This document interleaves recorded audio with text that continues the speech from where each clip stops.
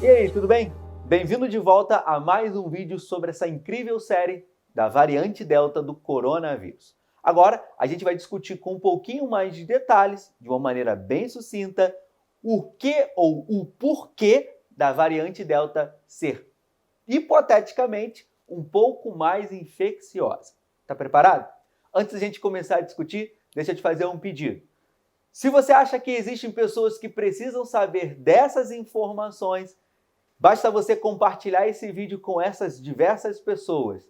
Deixe um curtir para apoiar o nosso trabalho aqui nesse canal e nos nossos diversos outros canais.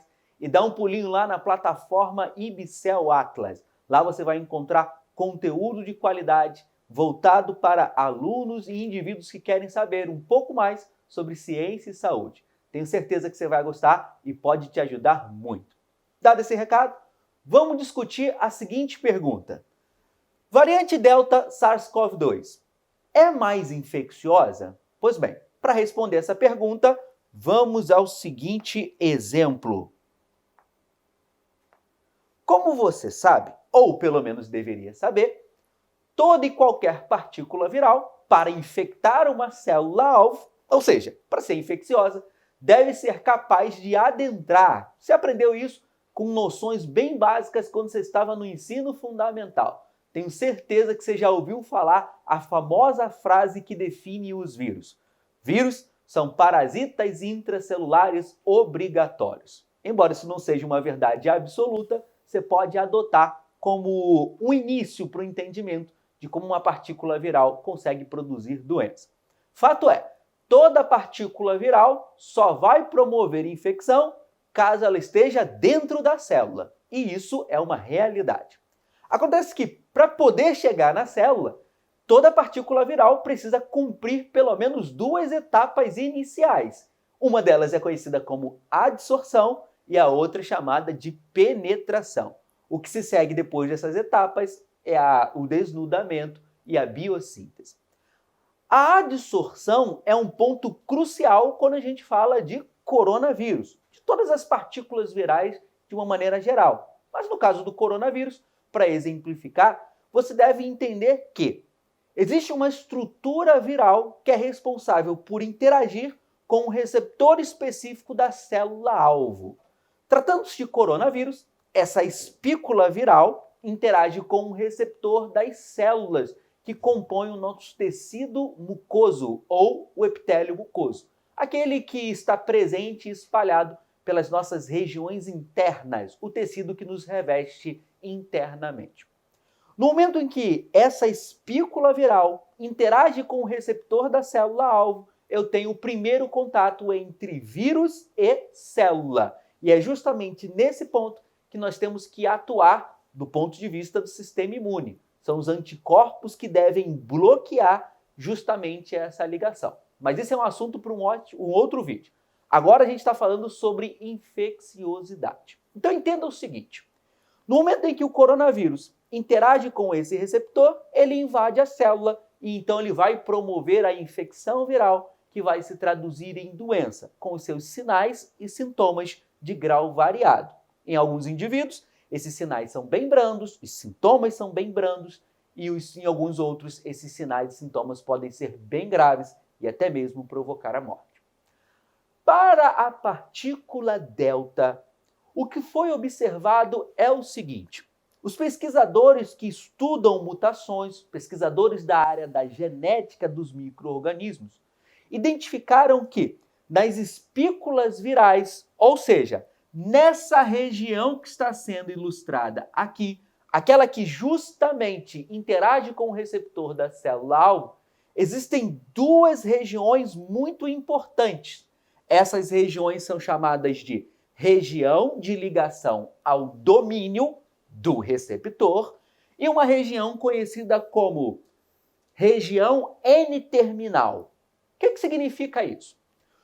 Toda a partícula viral, não importa se do coronavírus ou não, tem na sua espícula as regiões da molécula de glicoproteína que interagem especificamente com o receptor. Isso tudo é uma natureza química.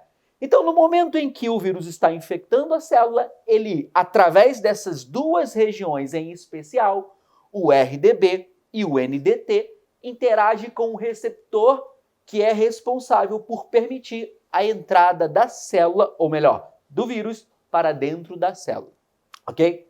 A título de curiosidade, você sabe que esse receptor aí é chamado de ECA, porque ele está relacionado diretamente com a enzima convertora de angiotensina, a do tipo 2. Esse tipo de receptor está espalhado sobre as células do epitélio mucoso. Olha que interessante. Foi observado que a partícula delta apresenta mutações nessas duas regiões. Curiosamente, algumas mutações no RDB são comuns às diversas outras variantes do próprio coronavírus. O que implica dizer o seguinte: não deve ser por conta dessas mutações que a partícula delta é mais infecciosa. Até porque, se fosse por conta dessas mutações, as demais outras variantes também seriam super infecciosas. Então, isso não foi demonstrado. Acontece que na região N-terminal, as mutações que foram vistas para a partícula delta são mutações inéditas. Então, deve ser por isso que a partícula delta é mais infecciosa quando comparadas às demais. Resumindo tudo isso que a gente acabou de ouvir, acredita-se que a partícula delta tem mutações em regiões das espículas que favorecem a infecciosidade do vírus. Como assim?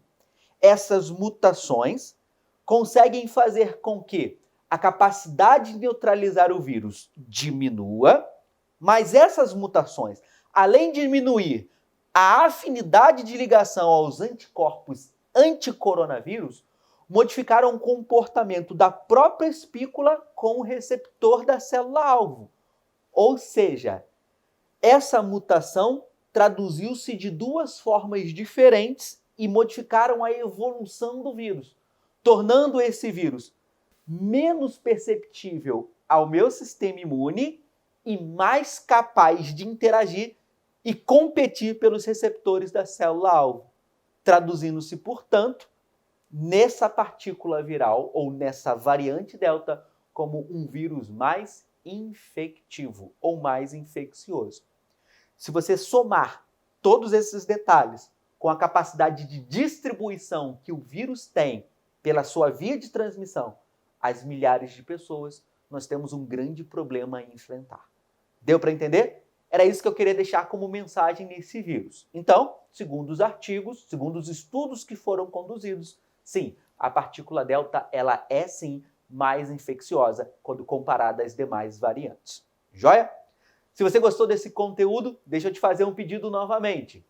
Curta esse vídeo e compartilhe com o máximo de pessoas que você conhece. Tenho certeza que essas informações são muito importantes para ela.